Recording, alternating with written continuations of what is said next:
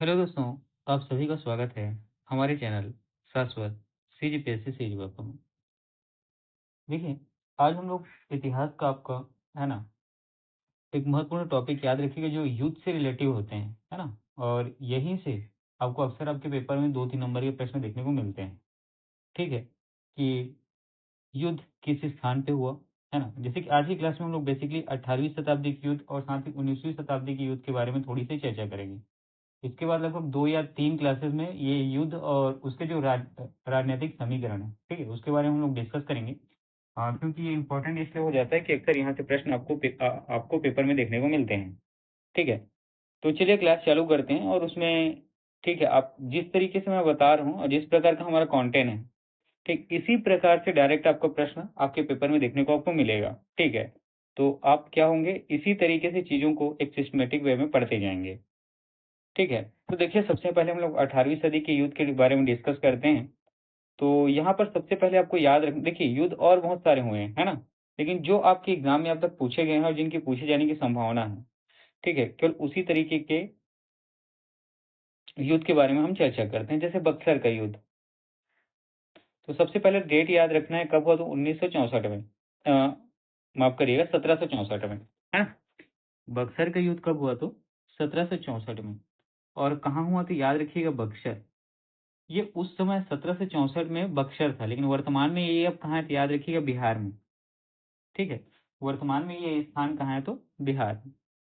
और किनके बीच हुआ, तो याद रखना है जो अंग्रेज थे, ठीक है? जिनकी कंपनियाँ यहाँ व्यापार करने के लिए आई थी और तत्कालिक रूप से वो भारत के सभी मामलों में, है ना? व्यावसायिक मामलों में, राजनीतिक मामलों में, सभी मामलों में हस्तक्षेप करने लगती है, ठीक है? तो जो अंग्रेजी की जो ईस्ट इंडिया कंपनी है, ठीक है? उस समय उसके हेड कौन थे, तो हेक्टर मुनरो, ठीक है? और मुगल बादशाह शाह आलम द्वितीय, बंगाल के नवाब मीर कासिम और अवध के नवाब सिराजुद्दौला, ये तीनों सेनाएं एक साथ, है ना? और एक तरफ कौन सी थी, अंग्रेजों की ईस्ट इंडिया कंपनी, है ना? तो इसको इस तरीके से समझिए, अंग्रेजों की ईस्ट इंडिया कंपनी जिसके हेड थे हेक्टर मनरो, और मुगल के बादशाह, ठीक है? मुगल का शासन उस समय भारत में आपको देखने को मिलता है। और मुगल के बादशाह में शाह आलम द्वितीय, बंगाल के नवाब मीर कासिम और अवध के नवाब शुजा-उद-दौला, इनकी तीनों सेनाएँ एक साथ लड़ रही थी और एक साइड कौन लड़ रहे थे, तो अंग्रेज की सेनाएँ। इसमें आपको देखने को मिलता है कि अंग्रेजों की इसमें क्या होती है, जीत होती है ना? अंग्रेजों की जीत हो जाती है और इसी युद्ध के परिणाम स्वरूप होता ये है कि अंग्रेज जो है जब इन तीनों सेनाओं को संयुक्त रूप से हराती है, तो पूरे भारत में इनका क्या हो, तो वर्चस्व, है ना? वर्चस्व उनका जम जाता है। तो देखिएगा, तो इसने भारत में ब्रिटिश सैन्य और राजनीतिक वर्चस्व की नींव रखी। ठीक है, याद रखिएगा, क्योंकि ये बहुत ही महत्वपूर्ण युद्ध था। इसके भारत में ही अंग्रेजों का वर्चस्व जो है पूरे भारत में बढ़ जाता है। ठीक, तो ये वाली याद रखनी है कि बक्सर का युद्ध कब हुआ था, ठीक, कहाँ हुआ था, ये जनरली पूछा नहीं जाता है, किनके बीच हुआ था और जीता या हारा कौन, ठीक है? कौन कौन लोग उसमें सम्मिलित हैं, तो ये चीजें बहुत ही इंपॉर्टेंट है, आपको याद रखना है ना। चलिए आगे बढ़ते हैं। अगला युद्ध याद रखना है आपको, प्लासी का युद्ध। ठीक, अगला युद्ध आपको क्या याद रखना है, प्लासी का युद्ध। ये कब हुआ, तो इसका डेट आपको याद रखना है 1757 को। ठीक, प्लासी का युद्ध 1757 को देखने को मिला। ये कहाँ हुआ, तो प्लासी में। प्लासी कहाँ है, तो याद रखिएगा पश्चिम बंगाल में। पश्चिम बंगाल में एक जगह का स्थान है प्लासी, वहीं पर वो युद्ध हुआ, उसी कारण उसका नाम क्या याद रखिएगा, तो प्लासी का युद्ध रखा गया। उसी प्रकार बक्सर बिहार में एक स्थान है वर्तमान में, तो बक्सर में जो युद्ध हुआ उसी का नाम क्या, तो बक्सर का युद्ध रखा गया। ठीक है, इतनी चीजें क्लियर हुई। अब देखिए प्लासी का युद्ध किनके बीच हुआ, तो याद रखिएगा अंग्रेजों के, है ना, जो ईस्ट इंडिया कंपनी थे, इसके जो कौन थे नेतृत्व करते थे, रॉबर्ट क्लाइव। और जो बंगाल है, बंगाल मतलब है ना उस समय की जो बांग्लादेश और पश्चिम बंगाल दोनों एक हुआ करते थे, तो बंगाल के नवाब सिराज उद दौला के साथ इनके मध्य क्या हुआ, युद्ध हुआ।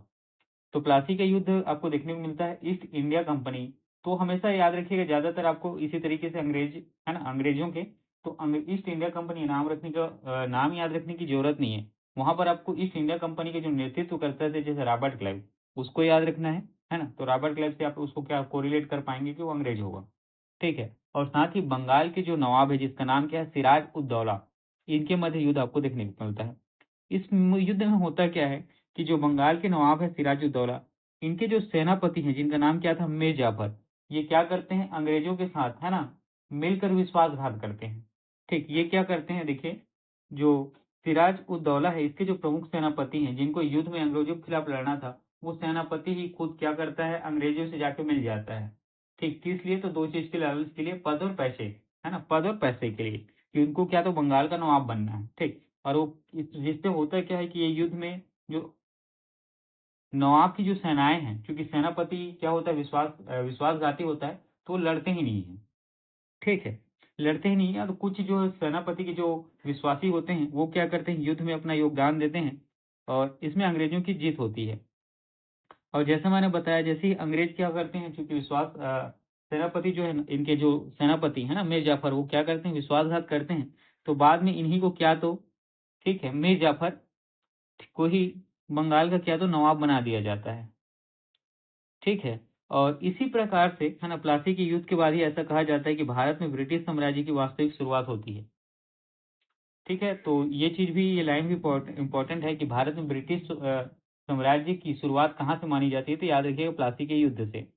ठीक है, क्योंकि ये बक्सर के युद्ध के पहले हुआ है ना, बक्सर के युद्ध याद रखिएगा 1764 में आपको देखने को मिलता है, और प्लासी के युद्ध कब हुआ तो 1757 में। यहाँ से बक्सर के युद्ध के साथ ही पूरे भारत में अंग्रेजों का क्या वर्चस्व कायम हो जाता है, और यहाँ 1757 ये क्या होती है, जस्ट न्यू रखी जाती है ना, तुरंत की शुरुआत होती है।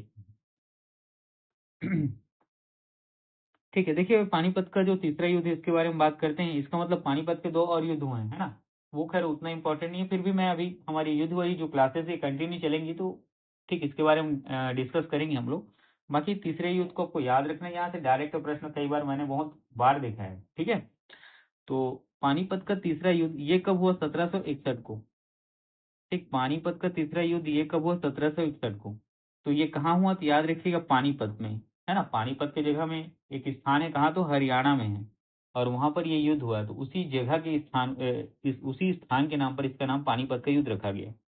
अब ये किनके बीच हुआ? तो याद रखिएगा अहमद शाह अब्दाली, है ना, जो दुर्रानी थी, अफगान की सेना बनाम मराठा सेना, मराठा सेना में जिनका नाम है सदाशिवराव भाऊ के नेतृत्व में, जिसमें पेशवा बालाजी बाजीराव और विश्वास राव भी शामिल थे। ठीक, इसको इस तरीके से समझिए, एक नाम याद रखना है पानीपत के युद्ध में अहमद शाह अब्दाली, है ना, अहमद शाह अब्दाली, इसको क्या तो दुर्रानी के नाम से भी जाना जाता है, इंपॉर्टेंट है याद रखना।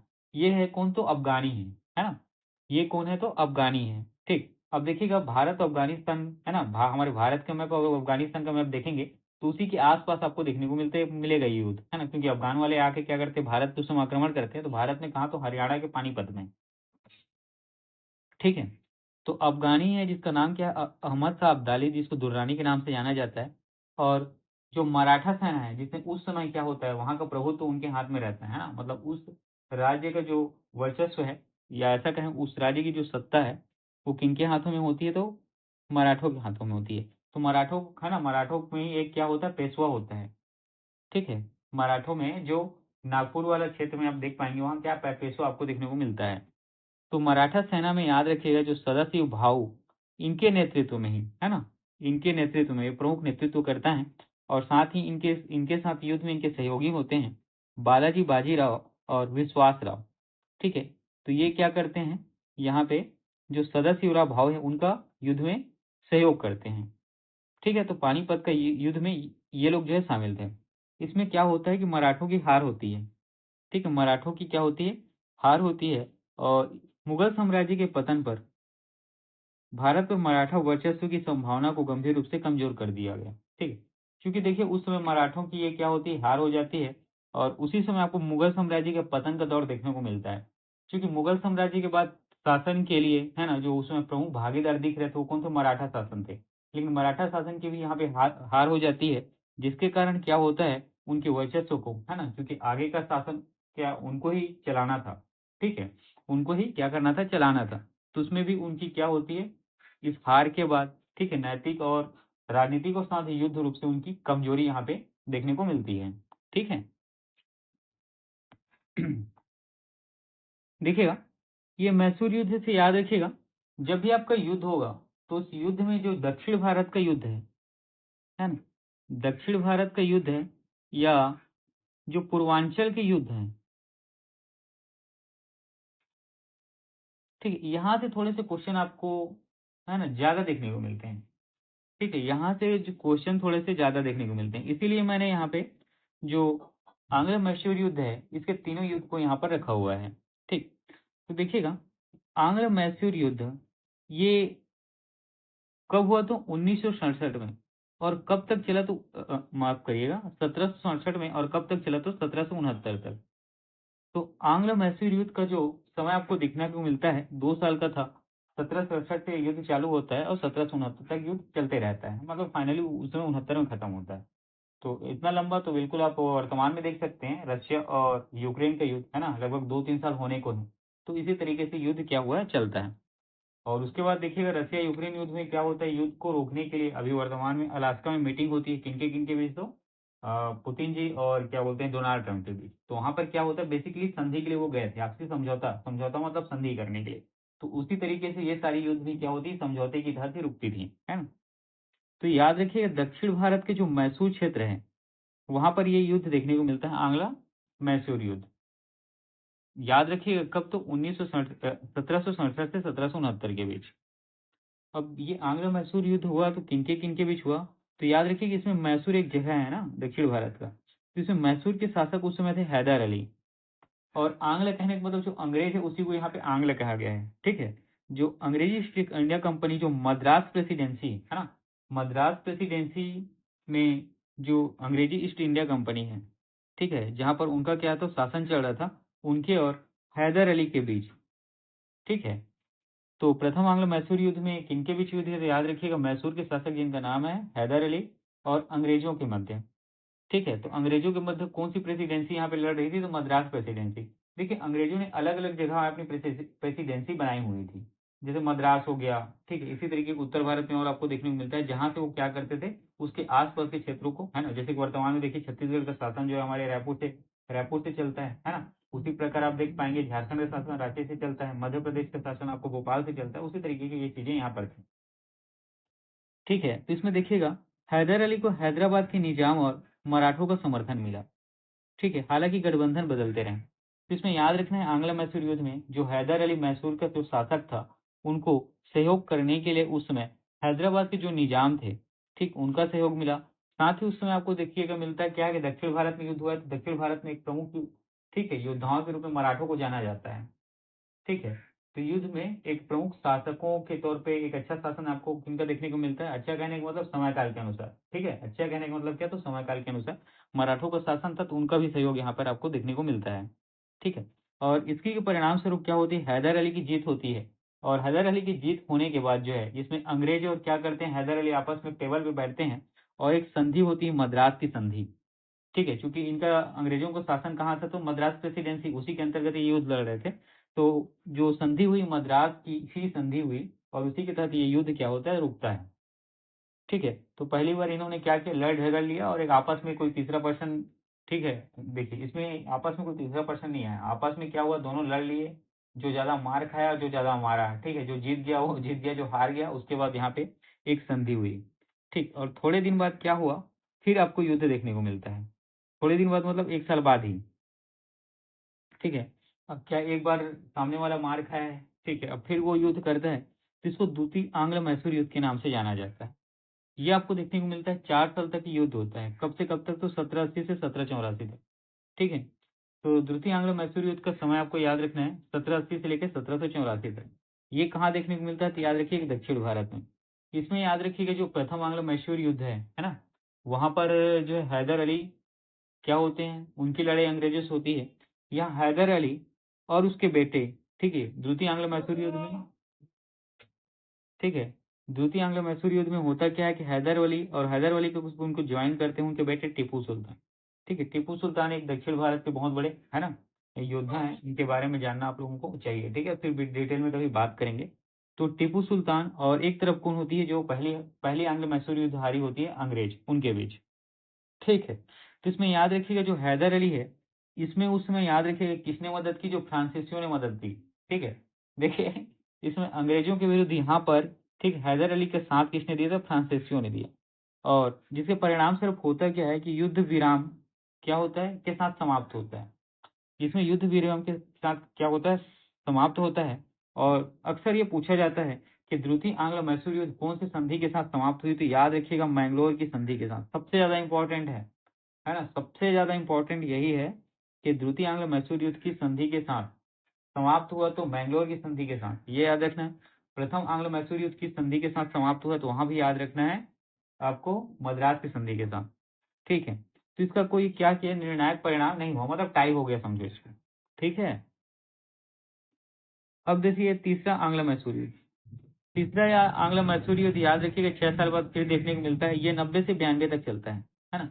1790 से 92 तक चलता है। कहाँ तो दक्षिण भारत में ही देखने को मिलेगा क्योंकि मैसूर में हो रहा है। ठीक है, और ये होता है अब हैदर अली जी की इस समय नहीं रहते हैं, तो इस समय होता है टीपू सुल्तान जो मैसूर के उस समय के शासक रहते हैं।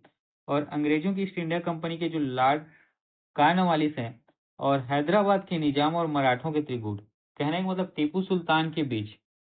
ठीक है, टीपू सुल्तान एक तरफ से अकेले लड़ते हैं और अंग्रेज जो है, क्योंकि यहाँ पर दो बार, एक बार उनकी हार होती है, दूसरी बार क्या कोई निर्णायक परिणाम नहीं निकलता, तो अंग्रेज यहाँ पे क्या करता है, ठीक है, कुछ जैसे हैदराबाद की निजाम है और मराठों है ना, इनको क्या करता है अपने साथ मिला लेता है। ठीक है, और ये तीनों एक तरफ हो जाते हैं और टीपू सुल्तान एक तरफ, तो उनके बीच जब युद्ध होता है तो इस युद्ध में क्या हो, टीपू सुल्तान की हार होती है।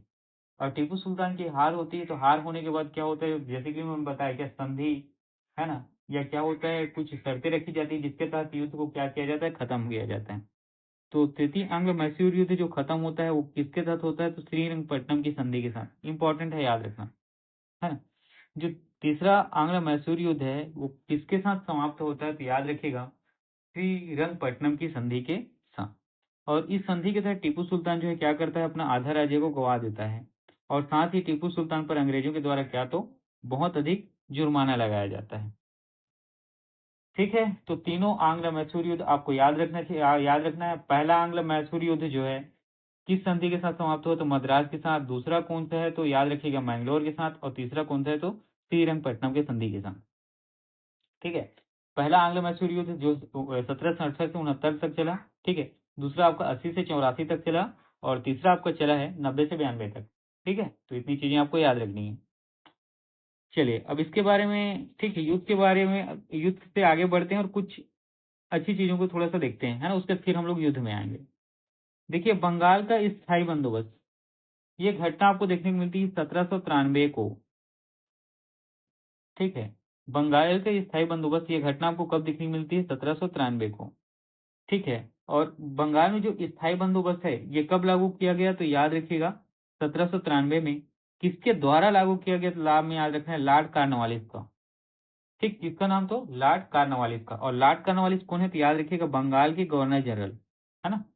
लॉर्ड कार्नवालिस कौन थे, तो यहाँ पे आप याद रखते हैं बंगाल के गवर्नर जनरल।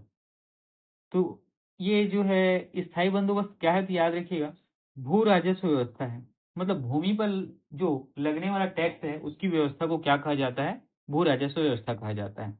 जिसके तहत जो जमींदार हैं, ठीक है वो, ठीक है, जो जमींदार होते हैं मतलब जो जमीन के मालिक होते हैं, उनके द्वारा भू राजस्व की एक निश्चित निश्चित राशि सरकार को क्या करनी होती है, देनी होती है।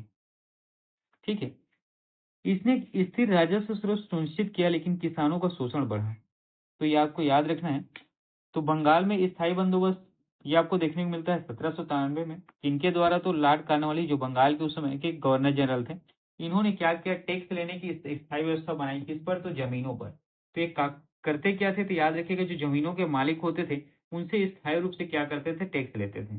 और ये टैक्स क्या अपने अलग अलग, है ना, जो अलग अलग इनके द्वारा जो लोग नियुक्त किए जाते थे उनके माध्यम से लिया जाता था। तो वो लोग क्या करते थे, जमींदारों का क्या करते थे, शोषण करते थे। ठीक है, कुछ अपने पास रखते थे, जितना है उससे ज्यादा क्या करते थे, वसूल करते थे। तो ठीक है दोस्तों, आज का क्लास इतना ही। इसके बाद फिर आगे हम लोग अभी और पढ़ेंगे ना, जो आंग्ल मैसूर युद्ध है वो देखने को मिलेगा, बेसिंग की संधि, और जितने एग्जाम में आने वाली इंपॉर्टेंट चीजें हैं आने वाले 2 क्लास में आपको देखने को मिलेंगे। ठीक है, चलिए पढ़ते रहिए।